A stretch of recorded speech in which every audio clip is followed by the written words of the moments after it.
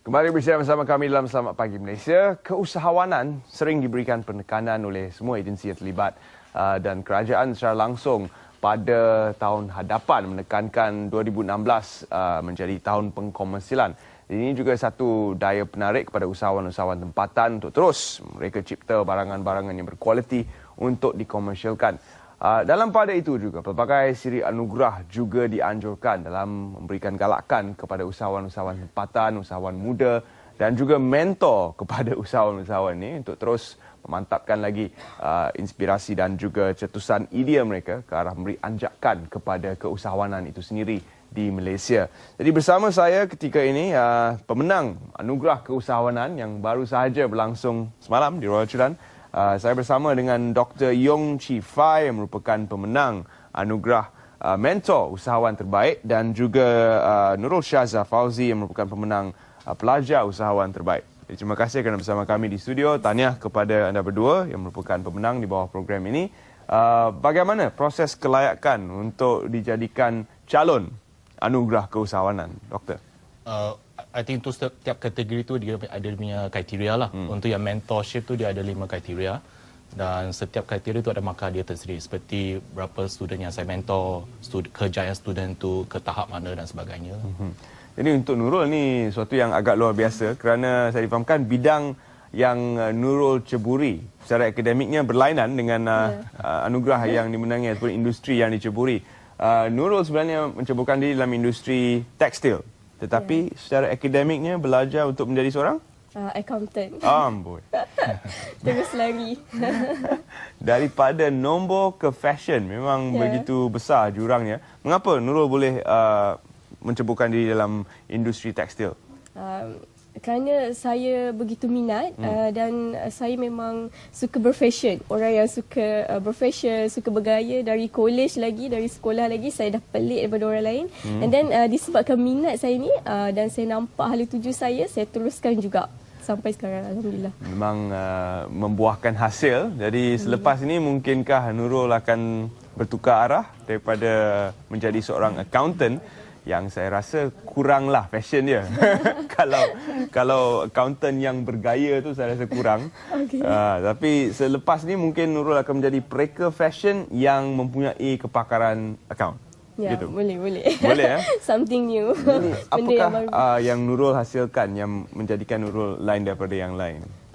Kita menghasilkan sesuatu yang mana kita terapkan Islamic konsep, tapi still seseorang Muslimah itu boleh memakai casual style, boleh still menutup aurat, tapi orang kata something yang up to date. Kita mengikut fashion global, bukan sahaja tempatan, tradisional dan sebagainya, tapi kita tekankan konsep Muslimah yang moden dan semua orang boleh bergaya dengan sangat confident setiap hari pergi kerja and so on. Ya, memang pasaran yang begitu luas, 2 bilion warga dunia beragama Islam. Jadi ini memang merupakan satu penekanan dari segi gaya hidup. Kepada doktor pula, apakah proses pementoran doktor? Bagaimana doktor mencari pelajar-pelajar untuk dijadikan mentee kepada program doktor? Sebenarnya this tie back to bila saya mula lah. Sebab saya pelajar UTM juga 15 tahun dulu, dah lama tu. So masa tu memang minda saya nak jadi jujur. Bila saya menjadi pensyarah, saya pun mengajar student saya menjadi jujur jugalah. Saya amat bertuah sebab saya dapat pergi ke Imperial College London untuk my PhD lah. And I managed to travel a bit dan saya terkejut. Minda pelajar di sana memang keusahawan mereka sangat tinggi. Kalau balik ke Malaysia tanya what do you want to become next, first dia kata tak jawab. Yang kedua mereka kata jurutera dan sebagainya.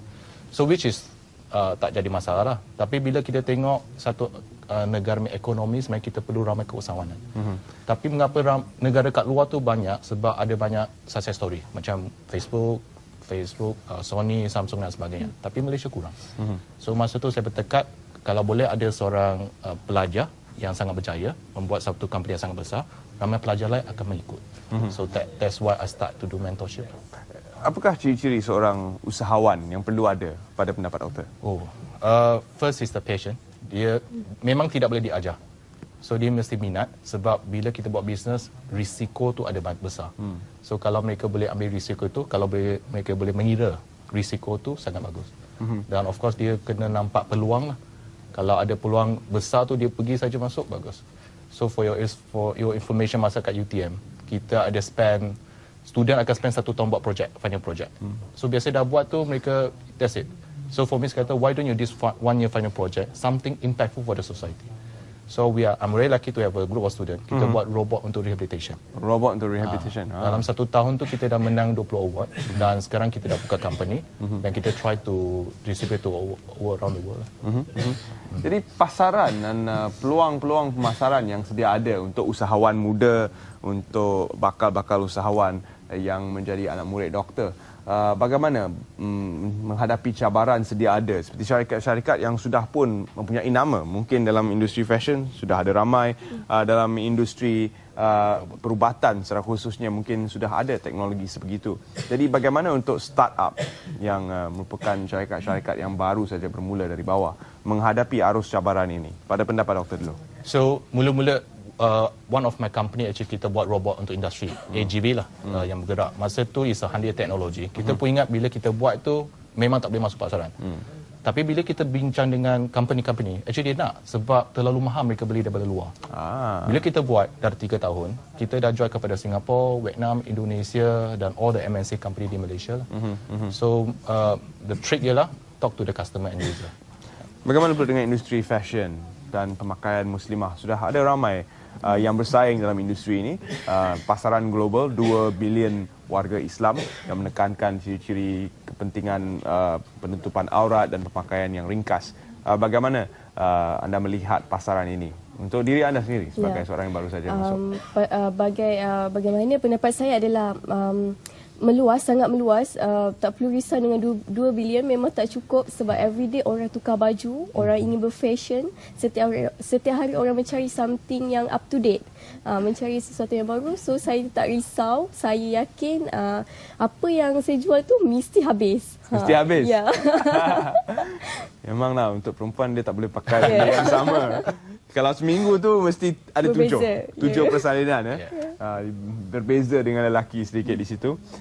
Jadi pasarannya luas. Bagaimana anda bakal memasarkan produk anda? Sebab saya rasa anda sudah ada keyakinan di sini selepas menang anugerah ini dalam memasarkan produk. Jadi apakah langkah seterusnya?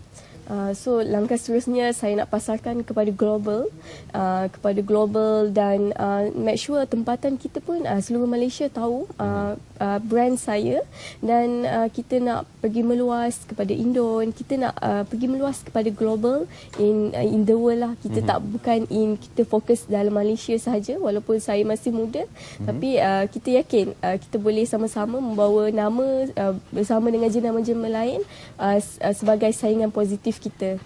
Kaedah pemasaran bagaimana? Sudah fikirkan? Saya bermula dengan online dan online sekarang memang meluas. Setiap hari ada je up to date daripada Facebook apa semua, and then kita akan pasarkan melalui pergi ke satu tempat ke negara lain, kepada negara lain, kerana setiap negara ada berbeza dia punya fashion dan yang terkini lah. Untuk doktor pula, kepada mereka yang ingin menjadi mentor ataupun ingin mengajar golongan muda di seluruh negara menjadi usahawan, apa perlu ada pada seorang mentor? Kalau tadi kita tanya apa perlu ada pada usahawan, apa perlu ada pada mentor? So I believe in practice by actually doing it lah. So saya involved in business, so I know some of the business trick dan sebagainya. That is very important lah. Dan actually di universiti tu dan juga some organisasi dia ada dia punya organisasi untuk membantu. Seperti UTM kita ada ICC, ada UTM Tech. Kalau untuk Malaysia kita ada Cradle, Magic. So try to talk to this organisation, they're going to help a lot lah.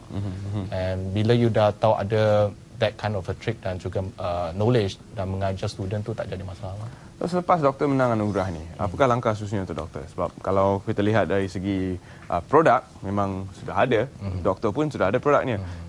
Apa langkah seterusnya? Kerana produk doktor memang spesifik, niche. Yeah. So the next step actually lepas ni saya ada satu coaching lagi for pitching.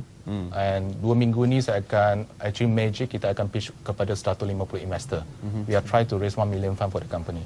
Lepas tu saya akan pergi ke Sri Lanka untuk another competition juga. So the whole idea ialah untuk to bring this company to another level, to global arena lah. Baik, tahniah diucapkan kepada anda berdua kerana kejayaan meraih anugerah keusahawanan ini dan semoga ia menjadi inspirasi ataupun memberi galakan kepada anda berdua untuk terus memajukan industri masing-masing. Terima kasih. Dan tahniah sekali lagi. Sememangnya ramai yang ingin bergelar usahawan baru. Semalam telah pun habis dianjurkan IdeaPad yang menjadi pemangkin kepada startup syarikat-syarikat yang kecil yang ingin mendapatkan pasaran yang lebih luas di WIEF, World Islamic International Forum. Akan terus berlangsung sebenarnya hari ini dan esok WIEF yang ke-11.